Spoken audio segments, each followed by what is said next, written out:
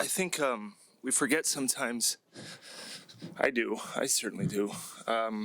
What it's like for players to be traded. I was talking to my daughter last night and explaining it to her. I said, picture you came home from school today and somebody called you and said you're moving to Philadelphia. Get on a plane tomorrow. So there's a human side to this stuff where the counter argument to that is, this is a business. Well, you guys are in business and I'm in business and nobody's making us do that. So when you do that many players, when you trade that many guys, it kind of hits you. It's obviously much harder for them, but you have a realization of, wow, this is big for guys that have kids, have families. And so to D'Angelo and to Glenn and Alec and Amari and Jacob, it's a lot. And they were all professional. I've spoken to all of them since we moved them. And they all handled it gracefully and professionally, same as they did when they were here. So we appreciate, on the behalf of the organization, appreciate all that they all brought and wish them well. And, to a man, they all were very classy on the phone. It's not always the case when you trade a guy, but they all, were very mature and thoughtful and appreciative. And so I wanted to say that first, to thank them for what they did for us while they were here, whether they were here. I think Jacob was probably the one that was here the longest. So they weren't here that long, but they were great while they were. So that's just what I wanted to say about those guys. Bob, Steve just said earlier that that this trade for D'Angelo and Andrew just came down to fit. And you guys have talked all season about how D'Angelo, you guys wanted to at least see if he can go here long term. When did you realize that the fit just wasn't here for him? And well, it's not. It's not. I don't know that it was that the fit wasn't. We just looking forward a little bit and roster construction and seeing, guessing. We're all guessing when we make any decision. That the need for a small forward was pretty glaring for us. And then looking at the draft and free agency, realizing it might have been difficult to fill that need. And so that was some of the think behind it. But as far as that specific decision, there's a positional component of it. There's getting out of the tax component of it. So there's taken in totality. It was kind of the right decision at the right time. But when we are in the room figuring this stuff out or trying to, there's a lot of moving parts and thoughts like that. And it's just such a fast-moving league. When we did, I know I was on record when we traded for him that we weren't trading. I mean, when we did that, we weren't immediately trading him, and that was the truth. But it's amazing now how fast, to nobody's fault, how fast things move in the NBA. I was walking over here thinking last year we had the best record in the NBA. Now we have the worst in 24 months, and our roster is lost Durant, lost Iguodala. It's just crazy. And so I think with the shorter contracts, with player movement, things are happening much faster. I don't know if that's good or bad, but that's kind of the reality of it, of the league. You mentioned a little in that answer, but how much of a priority was ducking the tax, and when did that become such a larger priority for you guys? Yeah, I mean, it's tough because fortunately for me, I work for an ownership group that spent maybe as much or more as anybody in the last 4 or 5 years. A lot of owners have kind of mandates. You're not going in the tax. We're not going to be a repeater. Joe's so competitive. He just doesn't think that way. But at the same time, to be where we are and be in the tax didn't make a lot of sense. Obviously we're not heading towards the playoffs. And the decision was both financial. I mean, look, we talk about willingness to spend, but there is a financial implication to every business, and this is a business too. And it looking forward to see the ramifications of being a repeater at the level we would have been, the numbers got pretty high. You can probably run them yourself and see that if we had drafted in the top, 5, which we might, that's a salary you plug in. You talk about the TPMLE and you talk about our traded player exception, and all of a sudden you're talking about high twos. That's a big number for anybody to digest. So as we looked at it, we thought, as painful as it was to move some of these guys and do that, the thinking was going into 2020 summer, it provided some flexibility and maneuverability with our payroll. And that was the thought behind it. And we're still going to spend a lot. I mean, I still foresee some good spending ahead of us. But there are degrees where you have to be responsible and just say, listen, if we can do this, it's going to be a short-term pain, but maybe an ability to provide more optionality going forward. Was there a sense of urgency to do this trade, D'Angelo Russell to the Timberwolves, now at the deadline as opposed to waiting over the summer? And if so, why? No, there wasn't a sense of it. We didn't, obviously, nobody has to do anything. I think we thought that, we've lost a little bit of continuity.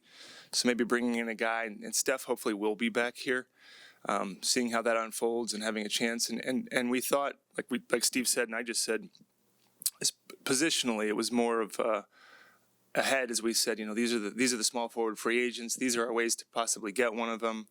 And things like I referenced are happening so fast now. When you have an opportunity, you have to make a decision, and you can forego it. And we've done that in the past, and it's worked. And maybe you all don't know, but there's a ton of things that are presented to you that you have to decide to do or not. And ultimately, we did decide to do this. But sure, there's probably many of you or people that say, you could have done this or that, and that's our job to make those decisions. And you probably know if you're right or wrong a year or two in the future.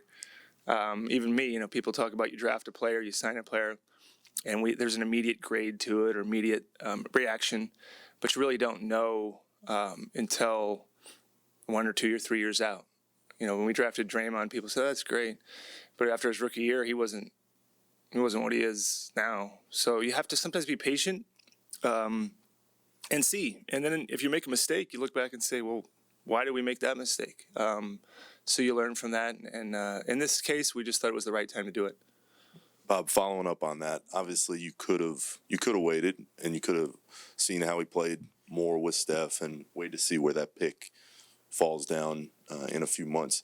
Is it fair to say organizationally, though, that you guys thought this was the best move you could get in the moment, the best return you could get? For us, it's all a question of how maybe you value the value of what we got back, and that's a personal opinion for everybody to make on their own. And then there's the value of the pick.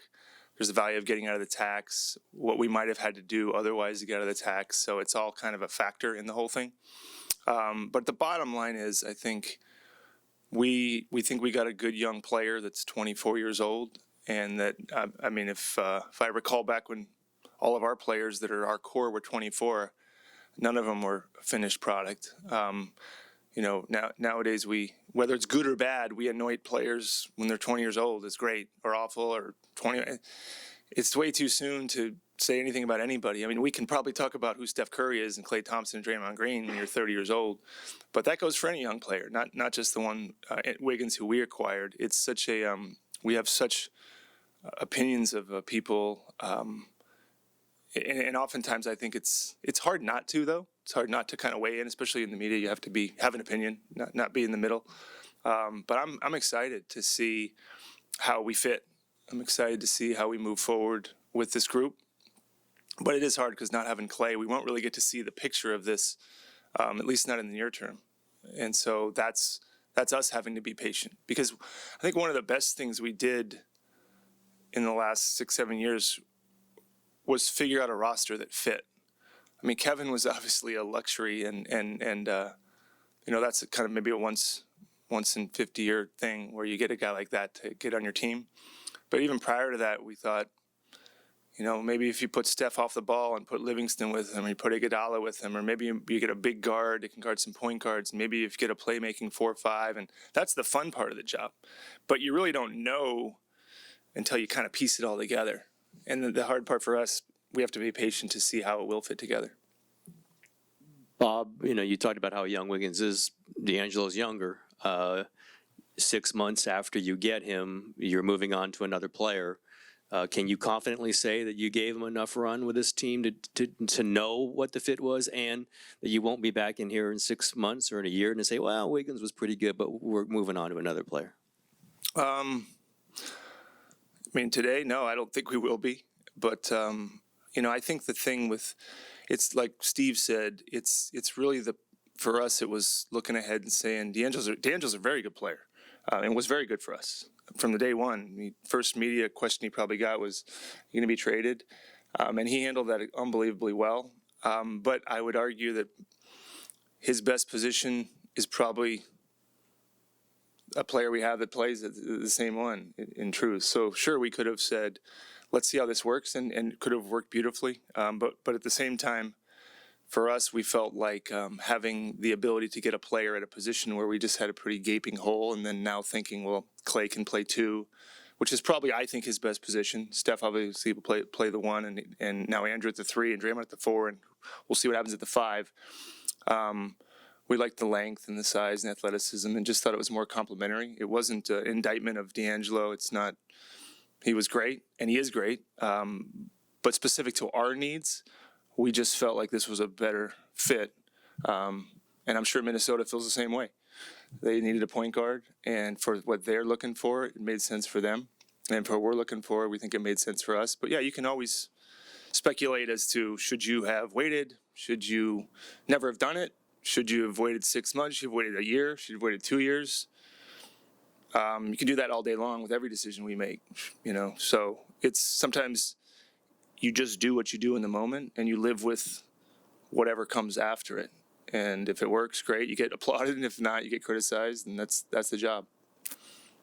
Bob, Andrew Wiggins was obviously a guy who was a go-to option, asked to be a go-to option in Minnesota. What do you see his role being on this team next season? And do you think he's a guy who can benefit from a new environment and just kind of a fresh start?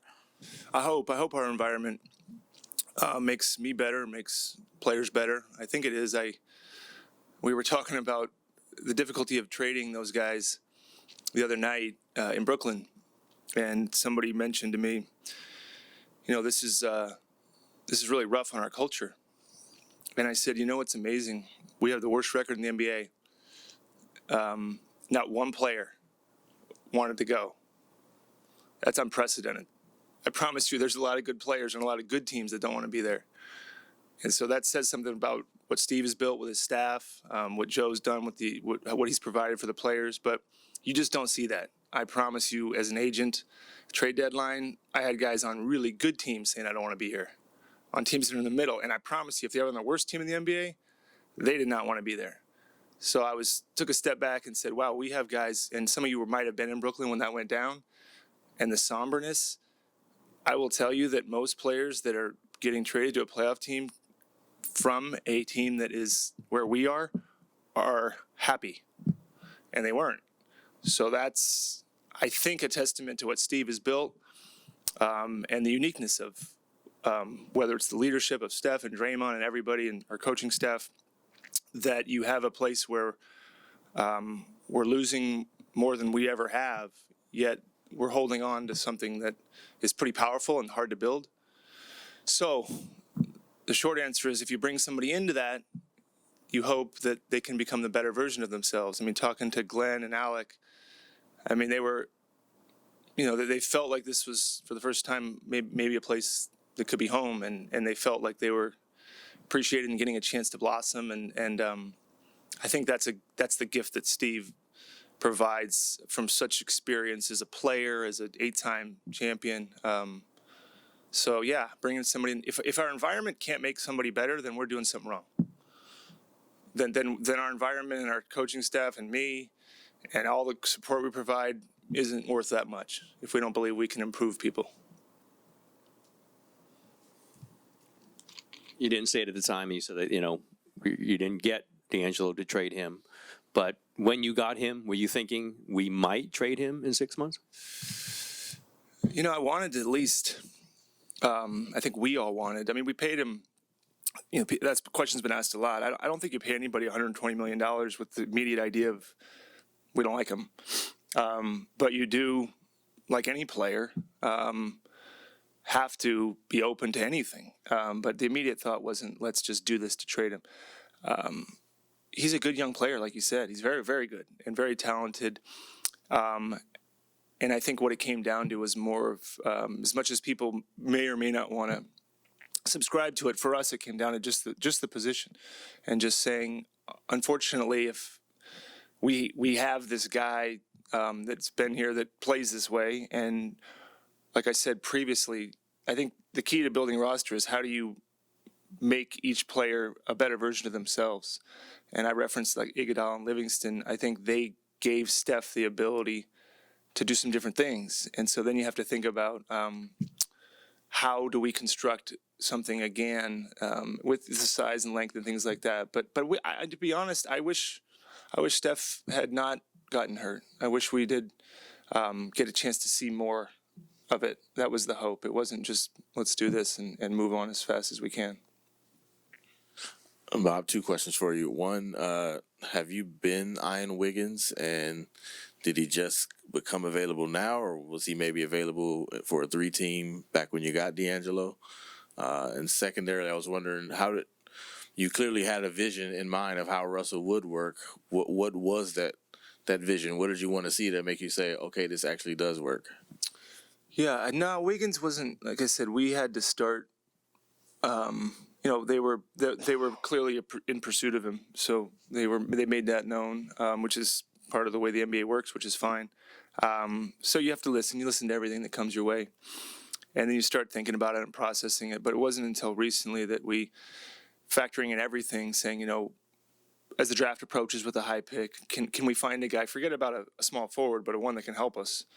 And there may be one in the draft, but these guys are all 19 years old now, and so you have to say, well, is there one that can help us soon? Or if not, what are we going to do in free agency? So you start having those thoughts. How are you going to replace that position? And then as far as anticipating how it might have worked, again, it's difficult because I think Clay would have been a huge part of it working. And now, the fact that we don't know if he's coming back, when he's coming back. Clay would have been a big part in the whole thing, as he will be going forward. And so it was such an incomplete process to find that answer out. But the vision would have been Steph, Clay, D'Angelo, and what that looked like. And it's 3 25-point-a-night guys, and that's enticing. So that was the original thought. We'll never know what that'll look like. We're going to look at what we have now, and I'm excited about what's coming our way, and it's been I do feel bad because I think for D'Angelo, I hope now he's in a place where he's just there, that guy's had for what he's been through early in his career, most guys it takes 10-15 years to go through. Number 2 pick with the Lakers, then traded to Brooklyn, then to us. Now it's a lot, but he's, like I said, he's gracefully handled it. And so I talked to him last night on the phone, and very mature, appreciative. He was great while he was here. You guys have added quite a few draft picks now over the last couple of weeks too. How important are those picks going to be, especially having like the lightly protected 2021 pick from Minnesota? I mean, do you guys view those as, okay, we want to go into these drafts and get some great young talent, or is it kind of trade assets, or how important are those going to be to supplementing your roster now? I hope, all that. Picks are important, especially for us because there's 2 ways we could have gone.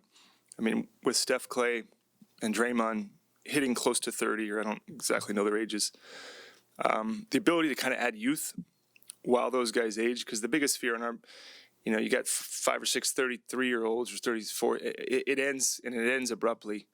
And then it's 4, 5, 6 years to get it back. But luckily for us, I guess we're going to have a high pick this year, which is unusual to have the caliber of players we have and be in this situation. And potentially, I don't know what will happen going forward with Minnesota's pick. But I do know first-round picks are highly valuable. You have to draft the right player, but also as a vehicle to do quite a bit. They're highly, highly coveted. Maybe never as much as now. The value of picks probably because of the rookie scale contracts, and it's probably the last way to really construct a roster. When we won championship in 14-15, I think Clay was on a rookie scale, Draymond, Harrison, and it might be the last time a team that actually won the championship is under the tax. So it's a way to hopefully build. You'd like to use them for your own because trading them is fine, but you'd like to draft young players. So for our fans, we have a long, long runway.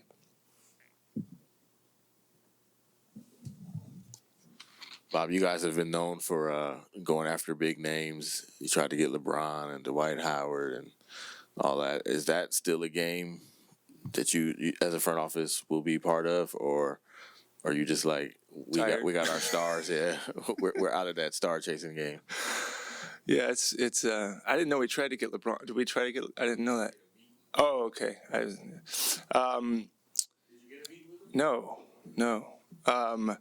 So, yeah, no. Look, whatever it takes to get better. I mean, sometimes the smaller things become the bigger things. A huge pivotal moment for us was Iguodala, who I guess he's a star. He's a superstar. I don't think he was thought of like that when we signed him, but that was a huge pivotal moment for us. He was MVP of the finals. So that we didn't view that as like, this guy's going to change everything. But Livingston was a huge mid-level signing. So you're trying to piece it together. And some of the teams that are playing really well right now have done a great job. It's not just the stars. They're likely the most important. They get paid the most. But if you look at the teams that end up winning it, and we've luckily been there in Toronto last year, the supplementary or other guys, which I think isn't even fair to call them that, the entire team is why you win or lose. There's many, many stars that have never won a championship. And it might not be their fault. It's probably in many ways because what was around them didn't quite get them there. But there's some individual brilliant players that have never won a championship, and you can't say it was their fault necessarily. So we'll continue to try to build out. I think we've got some pretty good stars now. But around the edges, it doesn't get enough credit, whether it's our team or any team. The pieces that hold it together, if I could name players, I'd name 20 of them that I think just are huge difference makers that aren't making $20 million a year. That if you're looking back on why a team won it, their level of importance is pretty high.